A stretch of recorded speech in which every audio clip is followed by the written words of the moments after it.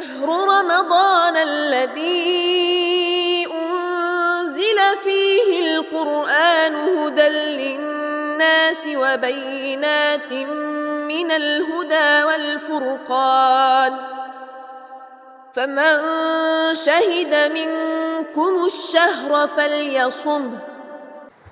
السلام عليكم ورحمة الله وبركاته. الحمد لله رب العالمين.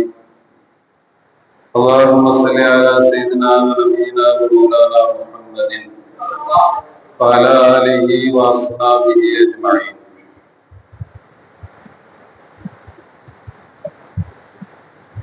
புனிதமான ரமலான் மாதம். ரமலான் மாதத்தில் தான் அல்லாஹ் அதை அறிமுகப்படுத்துகிற போது இந்த மாதத்தில் தான் அல் குர்ஆனை நாம் இறக்கி வைத்தோம் என்று அல்லாஹ் சொல்கிறான். அந்த குர்ஆன் இந்த உலகத்தில் மகத்தான சாதனைகளை அன்றிலிருந்து இன்று வரையிலும் செய்து கொண்டே இருக்கிறது. குர்ஆன் என்பது அல்லாஹ்வுடைய கலாம். ஹஜ்ரத் அஹ்மது பின் ஹம்பல் ரஹ்மத்துல்லாஹி அலைஹி அல்லாஹ்வோடு கனவில் பேசினார்கள். அப்படி கனவுல பேசும்போது அஹ்மது இமாம் அல்லாஹ்ட்ட கேட்டாங்களா, கைஃப சபீலு இலைக்க யா ரப்பி, அல்லாஹ் நான் உன்னைட்ட வரணும், அதுக்கான ரூட் என்னன்னு கேட்டாங்க. உன்னை அடைவதற்கான வழி என்ன அப்படின்னு அஹ்மது இமாம் கேட்கும்போது அல்லாஹ் சொன்னா, பில்லதி ஹரஜ மின்னி, என்னிலிருந்து வெளிப்பட்ட என்னுடைய பேச்சான குர்ஆனை கொண்டு என்னை நெருங்குன்னு அல்லாஹ் சொன்னான். அப்ப என்னை நெருங்குவதற்கு என்ன வழி என்று கேட்டபோது அல்லாஹ் குர்ஆனை கொண்டு என்னை நெருங்கு என்று சொன்னான். காரணம் என்னன்னா, குர்ஆன் அல்லாஹ்வுடைய கலாம். இப்ப அல்லாஹ்வுடைய பேச்சு, அதன் மூலமாக அல்லாஹ்வை நெருங்க வேண்டும்.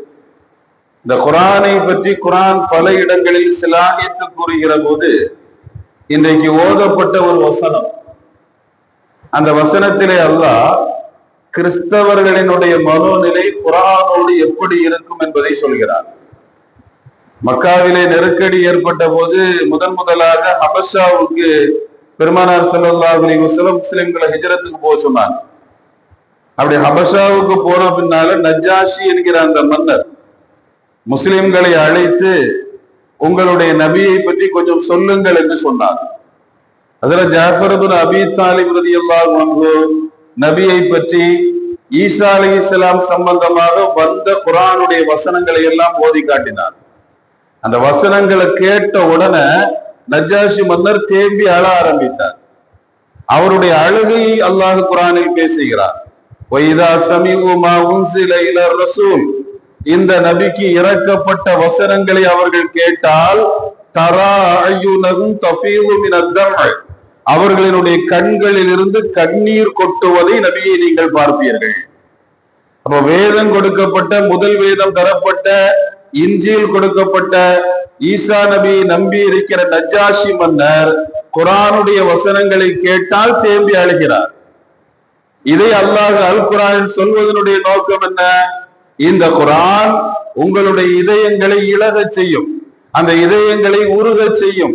அதை தொடர்ந்து கேட்பதன் மூலமாக அல்லாஹ்வுடைய கலாம் என்கிற மனோபாவத்தோடு குர்ஆனை ஓதினாலோ, குர்ஆன் ஓதுவதை கேட்டாலோ அது மனதிற்குள் ஒரு பெரிய மாற்றத்தை உண்டாக்கும் என்பதை இந்த உம்மத்திற்கு சொல்வதற்காக நஜ்ஜாஷியினுடைய நிகழ்ச்சி அல்லாஹ் சொல்றான். அவ்வளவு மகத்தான வேதம் இந்த குர்ஆன். அல் குர்ஆனுடைய ஒவ்வொரு வசனங்களும் இந்த உம்மத்தோடு இரண்டர கலந்து சஹாபிகள் குர்ஆனோடு நடந்து கொண்ட விதங்கள். ஹஜ்ரத் உஸ்மான் ரலியல்லாஹு அன்ஹு அல்லாஹ்ட்ட துஆ செய்வாங்களாம். ஒவ்வொரு தொழுகைக்கு பின்னாலே அவங்களுடைய துஆ இப்படி இருக்குமா? இப்ப நம்முடைய துஆ எப்படி இருக்கும்? ஹஜ்ரத் உஸ்மானுடைய துஆவோடு நம்ம கம்பேர் பண்ணி பார்த்தோம்னா நம்முடைய துஆங்கிறது ஒண்ணுமே இல்லை. ஹஜ்ரத் உஸ்மான் ரலியல்லாஹு அன்ஹு அல்லாஹ்ட்ட கேட்பாங்களாம், அல்லாஹ்வே என்னுடைய வாழ்நாள்ல ஒரு நாள் கூட குர்ஆன் ஓதாத நாள் இருக்கக்கூடாதுன்னு கேட்பாங்களாம். எவ்வளவு பெரிய வியாதி வந்தாலும், கஷ்டம் வந்தாலும், நெருக்கடி வந்தாலும், சந்தோஷம் வந்தாலும், எது வந்தாலும் குர்ஆன் ஓதுறது என்னை விட்டு விடுபடாத நாள் என்னுடைய வாழ்க்கையில இருக்கக்கூடாது. எல்லா நாளும் நான் குர்ஆன் ஓதணும். அப்படின்னு அல்லாட்ட விரும்பி கேட்பாங்களாம். அல்லாஹ் என்ன ஆக்குனா, கடைசியில அவங்களுடைய மௌத்து கூட குரான் ஓதும் போது நடந்துச்சு. அந்த குரானை ஓதிட்டு இருக்கும் போதுதான் எதிரிகள் வந்து அவங்கள குத்துனாங்க. அப்படிங்கிற அல் குரானுடைய அந்த வசனத்துலதான் ஹஜ்ரத் உஸ்மானுடைய ரத்தம் விழுந்துச்சு. இன்னைக்கு எகிப்துல கெய்ரோல மியூசியத்துல அந்த குரான் பாதுகாக்கப்படுது. அப்ப குரான் கொண்டு அல்லாட்ட எது கேட்டாலும் அல்லாஹ் கொடுப்பான். குரான் கொண்டு எது கேட்டாலும் அல்லாஹ் கொடுப்பான். இப்ப நம்முடைய பரீட்சை நேரம் பிள்ளைங்கிட்ட நம்ம என்ன சொல்லுவோம்? பாடம் படிச்சியா, சருக்கு எழும்புனியா, சாப்பிட்டியா, வேகமா படி, வேகமா படி, நாளைக்கு பரீட்சை, ஏன் படிக்கல இன்னைக்கு படி படி படின்னு சொல்றோம் இல்லையா? குரான்ல பிள்ளைங்கிட்ட நாம சொல்லணும், கொஞ்ச நேரம் குரானை பிடி, குரானை பிடிச்சு படி. குரானை படிச்சுட்டு அடுத்து ஒன்ன படிச்சா அந்த இதயத்துல அப்படியே அடுத்து படிச்சதுக்கு விழுந்துரும்.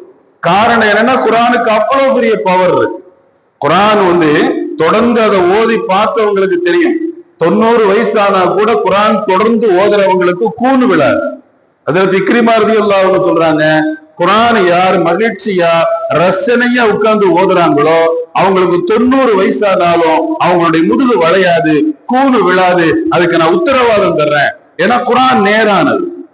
குரான்ல நெளிவு சுழிவு வளைவு எல்லாம் கிடையாது. அது நேரான வேதம். அந்த நேரான வேதத்தை இது அல்லாஹ்வுடைய கலாம்ங்கிற மனோபாவத்தோடு ஒவ்வொரு நாளும் விடுபடாம ஆர்வத்தோடு ஒருவர் ஓதி வந்தால் அவருக்கு கூணு விழாது.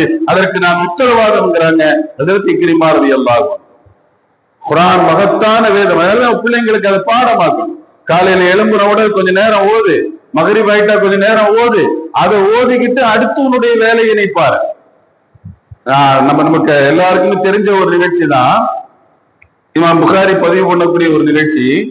அம்ரு இப்னு சலமா அப்படிங்கிற ஒரு 6 வயசு குழந்தை, ஒரு 6 வயசு அல்லது 7 வயசு அதிசயம் அப்படிதான் அவர் அறிவிக்கும் போது அப்படிதான் சொல்றாரு. அனஃபி சித்தின் அவ் சபீன், நான் 6 வயசுல இருந்தேன் அல்லது 7 வயசுல இருந்தேன். மதீனாவுடைய அவுட்டர்ல தான் எங்க வீடு இருந்துச்சு. நாங்கெல்லாம் முஸ்லீம் ஆகல. எங்க வீட்டுக்கு பக்கத்துல ஒரு பெரிய தடாகம் இருக்கும், ஹவுல் இருக்கும்.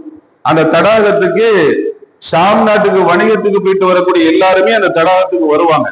அங்க வந்து தண்ணியை குடிச்சு எடுத்துட்டு போவாங்க. அதனால எல்லா வழிபோக்கர்களும் வந்து போற இடத்துல எங்க வீடு இருந்துச்சு. எல்லா நாட்டுக்காரங்களும் வருவாங்க. அப்படி அரபிகள் வரும்போது அவங்க தொழுவாங்க. தொழும்போது ஏதாவது ஓதுவாங்க. நான் 6 வயசு பிள்ளை, அவங்க பக்கத்துல போய் கேட்பேன், நீங்க என்ன முணுமுணுக்குறீங்க, ஏதோ ஓதுற மாதிரி தெரியுது, என்ன ஓதுறீங்கன்னு கேட்பேன். அப்போ அவங்க சில ஆயத்துக்களை சொல்லுவாங்க. எங்களுடைய ஊர்ல நபி இருக்கிறாங்க, அந்த நபிக்கு இந்த வசனங்கள்லாம் வந்திருக்குது அப்படின்னு சில வசனங்களை சொல்லுவாங்க. நான் முஸ்லிம் ஆகாத நேரத்துல 6 வயசு குழந்தையா இருக்கிறச்ச அவங்க சொன்ன ஆயத்துக்களை எல்லாம் மனப்பாடம் பண்ணேன். அதை ஃபுல்லா மனப்பாடம் பண்ணி எனக்கு குரான்ல நிறைய ஆயத்துகள் மரணம் ஆயிடுச்சு. ஹிஜ்ரி 8 மக்காவினுடைய வெற்றி வந்த பின்னால எங்க ஊர்ல இருந்த எல்லாருமா சேர்ந்து நபியை சந்திக்க போனாங்க.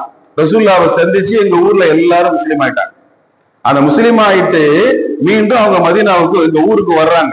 வரும்போது ரசூல்லா சொன்னாங்க, நீங்க ஊருக்கு போனா ஒரு முஸ்லிம் இஸ்லாத்தை ஏத்துக்கிட்டா அவர் 5 நேரம் தொழணும், இந்தந்த நேரத்துல இந்தந்த தொழுகையை தொழணும், நேரம் வந்துட்டா ஒரு ஆளு பாங்கு சொல்லட்டும், உங்கள யாரு அக்ராக ரொம்ப ஓத தெரிஞ்சவராக இருக்கிறாரோ அவர் இபாமத்து செய்யட்டும் அப்படின்னு ஸல்லல்லாஹு அலைஹி வஸல்லம் சொன்னாங்க. எங்க ஊருக்காரங்க எல்லாம் வந்தாங்க. எங்க அத்தா தான் ஊர் நாட்டாம. ஊர்ல வந்த பின்னால எங்க அத்தா எழுப்பி நின்று, நாமெல்லாம் முஸ்லீம் ஆயிட்டோம், இப்ப கரெக்டா தொலை வைக்கணும், அக்ரல் ரொம்ப ஓத தெரிஞ்ச ஒரு ஆளு தொலை வைக்கட்டும் ரசூலுல்லாஹ் சொன்னாங்க. நம்ம ஊர்ல யாருக்கு ஓத தெரியும்? இன்னும் நமக்கு அந்த வகையை நமக்கு படிக்கலையே.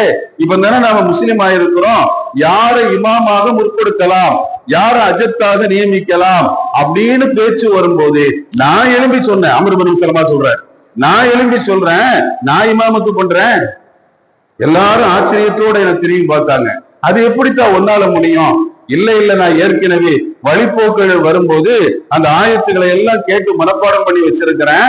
அதனால உங்கள அக்கிறது நான் தான், ரொம்ப ஓத தெரிஞ்சவன் நான் தான், நான் இமாமத்து பண்றேன் அப்படின்னு சொன்னேன். சொன்ன உடனே என்ன முற்படுத்தினாங்க.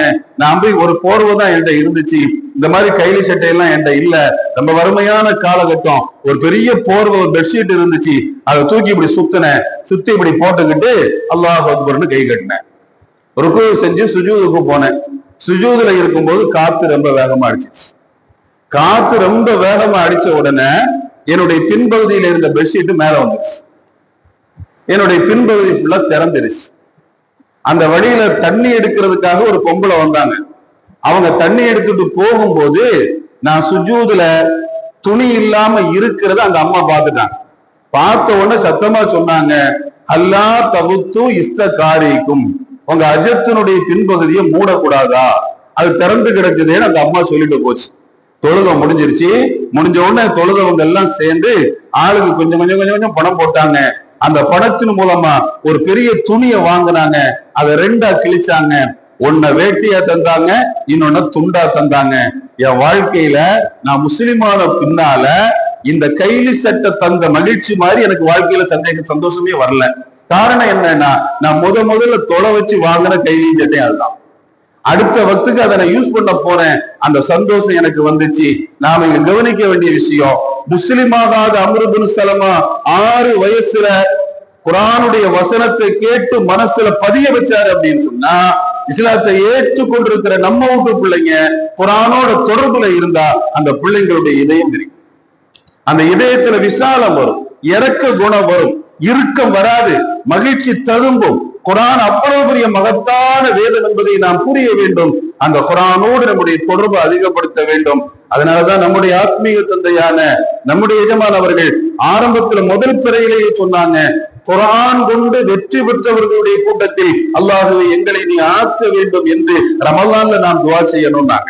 ஏன்னா குர்ஆனுக்கு அவ்வளவு மகத்துவம் இருக்குது. அல்லாஹ் குர்ஆன் கொண்டு வெற்றி பெற்றவர்களுடைய மகத்தான கூட்டத்தில் நம்மையும் கபூல் செய்வானாக. வாஹிரு தஅவானா அல்ஹம்துலில்லாஹி ரப்பில் ஆலமீன். சுப்ஹானல்லாஹி வ பிஹம்திஹி, சுப்ஹானக அல்லாஹும்ம வ பிஹம்திக, அஷ்ஹது அன் லா இலாஹா இல்லா அன்த, அஸ்தக்ஃபிருக வ அத்தூபு இலைக். சுப்ஹான ரப்பிக ரப்பில் இஸ்ஸத்தி அம்மா யசிஃபூன், வ ஸலாமுன் அலல் முர்ஸலீன், வல்ஹம்துலில்லாஹி ரப்பில் ஆலமீன்.